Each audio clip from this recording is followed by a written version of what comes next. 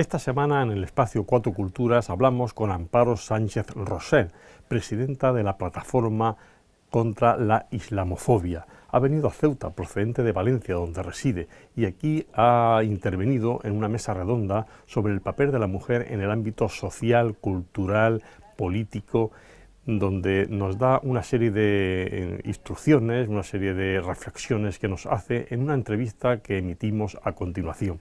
También nos habla de terrorismo, una opinión muy interesante y de mucho peso que conviene tener muy en cuenta. Escuchémosla. Amparo Sánchez Rosell visitó Ceuta para participar en un debate en el Centro Cultural Al-Idrisi sobre el papel de la mujer en la vida social, política, cultural y económica. Residente en Valencia, musulmana conversa, hija de un sacristán, vivió un largo proceso para su conversión al Islam, desde los 13 años en los que comenzó a plantearse muchas interrogantes.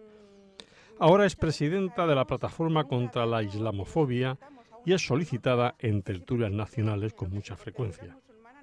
En la entrevista que hemos mantenido nos habla de terrorismo islámico, un término erróneo en su opinión, ya que entiende que los terroristas quieren ganar el lenguaje, algo que no se puede permitir. Esta situación requiere un trabajo transversal de lavado de imagen contra la islamofobia. Sobre el feminismo islámico y sus consejos para aquellas mujeres musulmanas lo fundamenta en varias cuestiones. Vamos a desarrollar todos estos temas a continuación en la entrevista que mantenemos. Nuestra entrevistada establece diferencias entre la mujer en Ceuta y Melilla y la península, donde tiene más trabas hacia las que aconseja que tomen verdadera conciencia de su ciudadanía para sentirse como tales. Desgraciadamente todavía queda mucho por hacer a nivel general de las mujeres. Si además hablamos de la mujer musulmana, todavía queda más por andar. Hay diferencias entre Ceuta y Melilla y la península. Aquí estáis mucho mejor. En la península la mujer musulmana se encuentra muchas más trabas que aquí. Sobre todo se lleva hijab. Acceder a puestos de trabajo resulta una dificultad, ya no te digo a puestos de responsabilidad o de toma de decisiones. Les resulta muy difícil. Un trabajo que estamos haciendo desde hace unos años es que las musulmanas tomen conciencia de su ciudadanía y que ejerzan la plena ciudadanía. Es decir, tú eres ciudadana española independientemente de que seas musulmana, cristiana, judía, atea o lo que sea. Eres una ciudadana española. Te tienes que sentir como tal y ejercer esa ciudadanía para que también la sociedad te vea. Si tú misma no te ves como eso y no ejerces de eso, difícilmente el resto te va a ver. Porque uno de los problemas que tenemos es, aquí en Ceuta y Melilla la comunidad musulmana es española, pero en la península el 40% son españoles, el resto no lo son. Son gente de origen inmigrante. Pero da igual. La visión que tiene la sociedad y que tienen algunos medios de comunicación y algunos políticos es que todos somos inmigrantes, ¿no? Incluso de los que ya han nacido en España, no hablo como yo que soy española autóctona, sino chicos a lo mejor que sus padres vinieron de otros países pero ya han nacido y dicen segunda generación, tercera generación. Esto me cabrea muchísimo. ¿Cómo que es una chica española de profesión que profesa la religión musulmana, pero es una joven o una niña española? No digas segunda, porque entonces ya la estás marginando, ¿no? Estás ejerciendo sobre ella una discriminación que va a repercutir en ella, en cómo se siente ella y en cómo la ven los demás. Hemos de ser cuidadosos con eso. Queda mucho trabajo por andar. Y estamos, ahora que está creciendo mucho la islamofobia, hay un fenómeno que se llama islamofobia de género, que se está poniendo de manifiesto en toda Europa y en España también, que es el ataque a la mujer musulmana por ser mujer y por ser musulmana. Si quieren atacar al Islam o quieren atacar a los musulmanes, se focalizan en la mujer porque piensan que es más fácil, ¿no? Es una víctima más asequible, porque por ejemplo las que llevamos hijab somos más visibles, se nos identifica fácilmente, etcétera, etcétera. Entonces está habiendo un incremento bastante importante de la islamofobia de género. a cargo de la periodista María Teresa Martín Melgarejo, que expuso en noviembre de 2012 en la UNED de Ceuta un trabajo que fue galardonado con el premio Fotoencuentro 2011 entre más de un centenar de competidores, donde se reflejaba la poca visibilización de este colectivo en la sociedad. Teresa Martín lleva varios años con un blog denominado Islam en Murcia y es una inquieta investigadora en este ámbito. A este respecto, Amparo Sánchez Rosell señala que a los musulmanes en la península solo se les tiene en cuenta para estigmatizarlos, ya que no hay políticas de género para musulmanas. Entiende que sus derechos no se ponen en práctica. Pues desgraciadamente es así.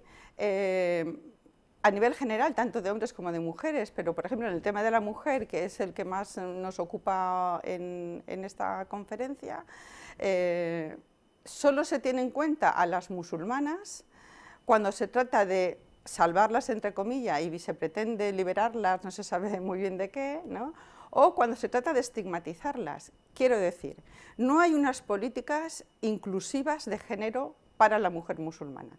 Cuando se habla de problemas de la mujer, normalmente no se suele tener en cuenta a las musulmanas, como si nosotras no fuéramos mujeres.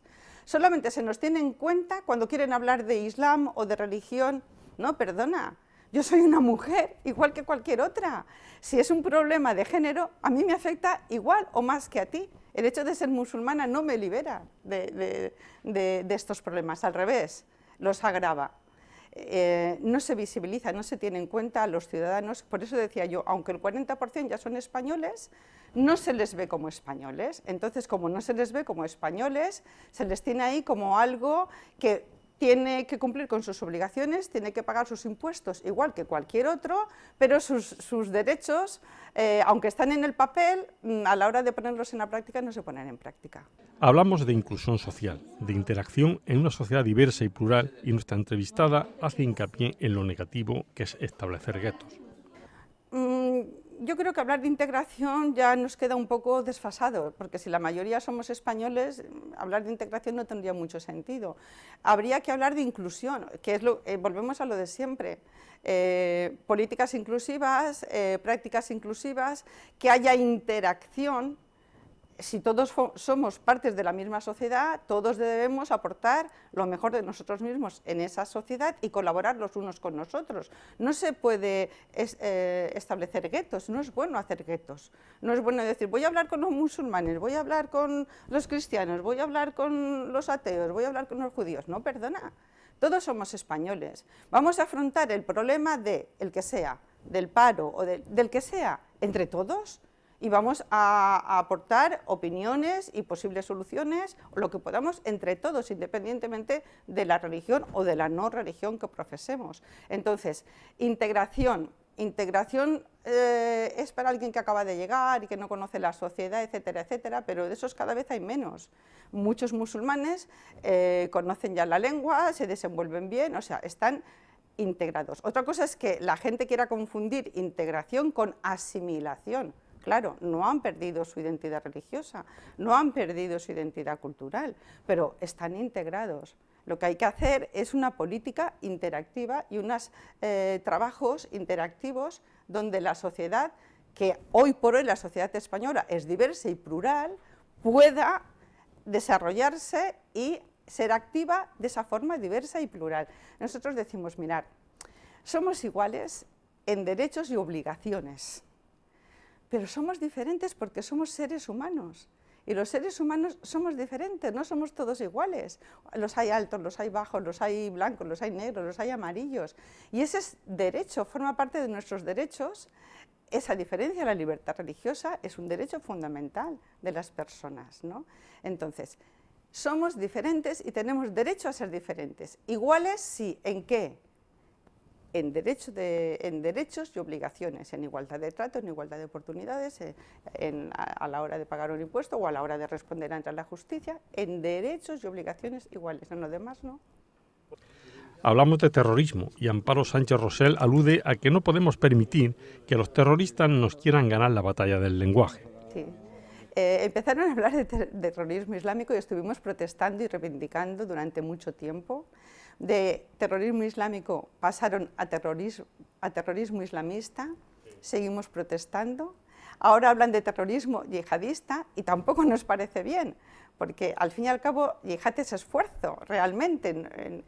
No podemos permitir que los terroristas nos ganen la guerra del lenguaje, que ellos lo están intentando. Porque ellos, ¿por qué se autodenominan Estado Islámico? Nos quieren ganar la guerra del lenguaje, porque ni son Estado ni son islámico.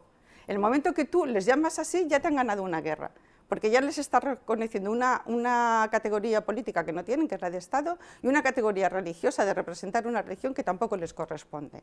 Entonces tenemos que ser cuidadosos con el lenguaje. Y nos dicen, entonces tú, ¿cómo hay que llamar ese terrorismo? Porque claro, solo terrorismo, digo, bueno, pues es que es muy fácil. ¿Quién ha sido? ¿Ha sido Boko Haram? Terrorismo de Boko Haram. ¿Quién ha sido? ¿Ha sido Daesh? Terrorismo de Daesh. ¿Quién ha sido? ¿Ha sido ISIS? Terrorismo de ISIS. Pero por favor, no caigáis en la trampa, porque ya ahí ya nos están ganando. Nos interesamos por conocer cómo vive el colectivo musulmán a nivel interno las masacres terroristas de grupos que dicen actuar en nombre de su religión y que adoptan denominaciones que los musulmanes de bien ni comparten ni aceptan. Bajo esas diversas denominaciones, islámico, islamista, yihadista, una situación que la propia Amparo Sánchez Rosell reconoce que fomentan la islamofobia, lo que requiere un contradiscurso en el que nos jugamos mucho todos y que requiere la máxima difusión posible. Lo lamentamos muchísimo porque efectivamente hay las víctimas inocentes que son los que mueren y luego las indirectas, que es porque se estigmatiza a todo el colectivo. Estos asesinos cuando matan, además de sesgar la vida de personas y a veces hasta de niños y de mujeres totalmente inocentes, fomentan la islamofobia, el odio al Islam y el odio a los musulmanes. Qué curioso, ¿no? Alguien que dice que actúa para defender algo y lo que está haciendo es perjudicarlo y estigmatizarlo. Habría que pensar mucho, ¿no? Realmente, en dónde se mueven, cómo, por qué y cuáles son sus verdaderos objetivos. Las comunidades musulmanas lo que hicieron fue un comunicado, tanto el año pasado, cuando sucedió lo del atentado de Charlie Hebdo, como este año con los atentados de París, repudiando, condenando el terrorismo y diciendo que eso no tiene absolutamente nada que ver con el Islam, para intentar hacer un contradiscurso, contrarrestar ese discurso. Es importante. Nos quejamos muchas veces de que algunos medios de comunicación hacen de voceros o de altavoz para esta gente, ¿no? Con estos vídeos terribles, con estas soflamas, con esta brutalidad y ese salvajismo, ¿no? Pero a las personas del contradiscurso, que son el 99% de los musulmanes y sobre todo, que yo sepa, los sabios musulmanes y las organizaciones musulmanas que han dicho claramente que eso no tiene nada que ver con el Islam, sino que es contrario al Islam, no se le da tanta voz, ¿no? Hay que empezar a darle espacio al contradiscurso para frenar ese discurso, porque nos estamos jugando mucho todos, ¿eh? Todos. Nuestra entrevistada reflexiona sobre algunas cuestiones. ¿Quién ha ganado con estas acciones violentas? ¿Cómo están consiguiendo armas? ¿De dónde sale el dinero para financiar ejércitos de mercenarios? Es que a veces buscamos explicaciones lógicas a algo que con nuestras lógicas, que son lógicas de personas humanas, de buenas personas, nunca podemos alcanzar, porque yo creo que hay que tener la mente un poco torcida, un mente criminal para entender. O nos estamos equivocando en esa lógica. Quizá deberíamos preguntarnos quién sale ganando con esas acciones. Quizá deberíamos preguntarnos cómo están consiguiendo armas, de dónde salen esas armas. Quizá deberíamos preguntarnos de dónde sale el dinero para financiar ejércitos mayoritariamente mercenarios, porque les pagan para que vayan. Deberíamos hacernos muchas preguntas y que quizá no nos estamos haciendo y por eso lo encontramos lógica. Ese terrorismo obliga a difundir un lavado de imagen contra la islamofobia que fomentan, lo que supone un trabajo transversal con medidas a corto, medio y largo plazo, según nuestra entrevistada. Efectivamente. El trabajo contra la islamofobia es transversal y hay que tomar medidas a corto, medio y largo plazo. A corto plazo pues sería la sensibilización, eso, contrarrestar el discurso, intentar difundir qué es lo que dice el Islam, cuál es la vida normal de la mayoría de los musulmanes, cómo los musulmanes aportamos a la sociedad donde vivimos, etcétera, etcétera. A medio y largo plazo sería la educación, es importantísima, la educación, educar en valores, en diversidad y en respeto y en tolerancia de unos y otros, y así una serie de medidas transversales que abarcan prácticamente todos los campos de la sociedad y de la política, incluso de la jurisprudencia. Nos habla de su proceso de conversión al Islam, desde sus orígenes cristianos como hija de un sacristán, sus lecturas sobre Vicente Blasco Ibáñez, sus preguntas sobre la Biblia, su búsqueda de la justicia social y aquel apelativo de Roja que le impusieron hace 50 años por sus inquietudes y que ella jamás comprendió, así como de su crisis espiritual que le llevó a su actual religión. No se hace de la noche a la mañana, una no se acuesta cristiana y se levanta musulmana. Fueron muchos años. Yo con 13 años era hija de María, o sea, era convencidísima, iba al Cotolengo a dar de comer, etcétera, etcétera. Pero también era una ávida lectora. Con 13 años yo leía la Biblia y leía otras cosas que a la Iglesia le gustaban menos. A la Iglesia estoy hablando, tengo 63 años, estoy hablando de hace muchos años, ¿no? Una década donde España era muy diferente y la Iglesia no veía bien pues, que se leyera Blasco Ibáñez, por ejemplo, etcétera, etcétera. Y empecé a hacer una serie de preguntas sobre la Biblia, sobre el Antiguo Testamento, que no gustaron, y empezaron a atacar a mi padre, es que tu niña, es que fíjate, es que te ha salido roja. Yo no sabía lo que era roja, no tenía ni idea de qué era eso de ser una niña roja. Pero fíjate, a partir de que ellos empezaron a atacar a mi padre, yo empecé a intentar averiguar qué era eso de ser roja, y empecé a leer y vi que una cosa era lo que se predicaba, otra lo que se hacía, las preguntas que yo hacía a la Iglesia no me sabían contestar o no me querían contestar y me fui apartando de la Iglesia católica. Pero el desengaño fue tan grande que llega un momento que dices, como para mí la única religión posible era la católica, pues si esto me ha defraudado será que Dios no existe, ¿no? Y pasé una crisis importante, espiritual, donde buscaba la justicia social a través de activismos sociales y políticos. O sea, me convertí en una especie de atea. Y digo en una especie de atea porque era lo que me decía la mente, pero dentro de mí yo seguía necesitando un alimento espiritual que no encontraba ahí. Por eso digo que fue un proceso de muchos años, porque estoy hablando de cuando tenía 13 años, que poco a poco me fui alejando. A los 19, 20 ya me alejé totalmente y luego fui buscando en otras religiones, cuando fui consciente de que había otras opciones. Pasé por muchas. Yo empecé a leer sufismo, los sufís semejantes, no me encuentro ahora la palabra, es la espiritualidad. Santa Teresa Santa Teresa de Jesús, San Juan de la Cruz, mística, vale.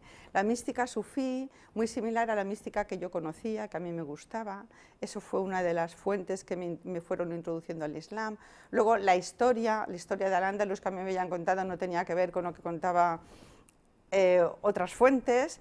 Todo eso fue lo que poco a poco me fui introduciendo en lo que sería la cultura musulmana, la historia de Al-Ándalus, el Islam, la mística del Islam, la espiritualidad del Islam y finalmente ya conocí musulmanas, conocí musulmanes, empecé a asistir al Centro Cultural Islámico de Valencia, a las charlas, hasta que al final un día dije, bueno, es que yo soy musulmana, si no lo reconozco es negarme a mí misma lo que soy aquí y ahora. Me encantó que en el Islam encontré ecología, encontré justicia social, no había una divergencia entre la ciencia y la religión, no había una lucha, no había una pugna, sino que al revés se insistía que estudies, no te creas lo que yo digo, investígalo, estudia, ¿no? Averigua. Todo eso me cautivó, que no haya una, como yo había sufrido lo que había sufrido con la institución jerárquica, en el Islam no hay jerarquía, ¿no? Si está bien llevado es al revés, es de las bases hacia arriba, son las comunidades musulmanas las que eligen a sus líderes, ¿no? Todo eso me fue cautivando y al final me reconocí musulmana. Persona reclamada por medios nacionales desde la sexta Antena 3 para tertulias diversas, nos habla de feminismo islámico, algo de lo que no se reconoce como experta, aunque sí entiende que la mujer no solo ha de estar formada en lo religioso, sino también en lo académico, a nivel universitario. Bueno, yo no soy una gran experta en el feminismo islámico, tengo amigas que sí lo son, ¿vale? Pues está Natalia Andújar, por ejemplo, o Laure, o Isabel Romero, pero sí conozco que ellas están ahí defendiendo ese tema y las dificultades que se encuentran por parte incluso de algunas feministas, ¿no? que entienden que para ser una mujer feminista, defender los derechos de la mujer, solo hay un modelo de mujer, no entienden que una persona puede ser de una religión y al mismo tiempo defender los derechos de la mujer, entonces no aceptan eso de feminismo islámico. Entonces ellas tienen una lucha interna, por decirlo de alguna manera, entre los grupos feministas y una lucha externa. Entonces somos muchas las mujeres que defendemos a las mujeres y que trabajamos por los derechos de las mujeres, es decir, que la mujer estudie, se forme, que esté capacitada, que no tenga que aceptar lo que le dicen que tiene que ser o lo que le dicen que tiene que vestir, que pueda llegar ella a sus propias conclusiones. Para eso tiene que estar formada y educada no solamente, por ejemplo, en el caso de las musulmanas, no solamente en lo religioso, que es importante que lo esté, para que ella tome sus propias decisiones con respecto a lo religioso, sino también a nivel profesional, a nivel universitario, a nivel académico, es importantísimo. Entonces, nosotras siempre decimos, la mujer que realmente es feminista, lo que hace es sentarse con una mujer que necesita ayuda, escucharla, atenderla, ver lo que esa mujer quiere ser y a dónde quiere llegar y ayudarla a que lo consiga, a que consiga sus metas.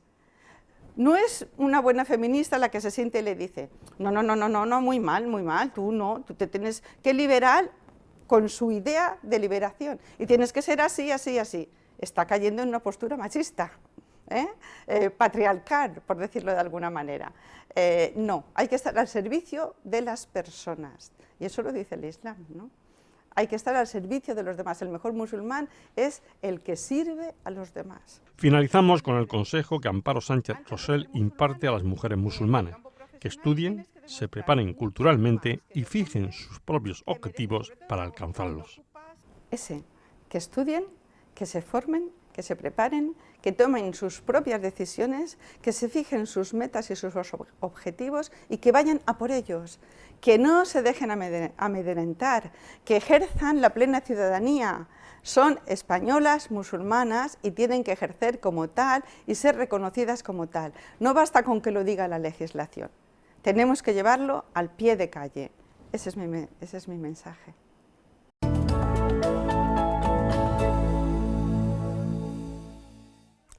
Pues como han visto, hemos tenido ocasión de conocer una serie de reflexiones muy interesantes, muy profundas, sobre una serie de cuestiones bastante polémicas y, por cierto, que abren bastante luz a quienes podemos ser profanos en algunos aspectos de esta materia. Nosotros volveremos la próxima semana con nuevos temas y una vez pasada la Semana Santa nos volveremos a reencontrar en este espacio de las 4 culturas. Hasta entonces, que pasen unos felices días.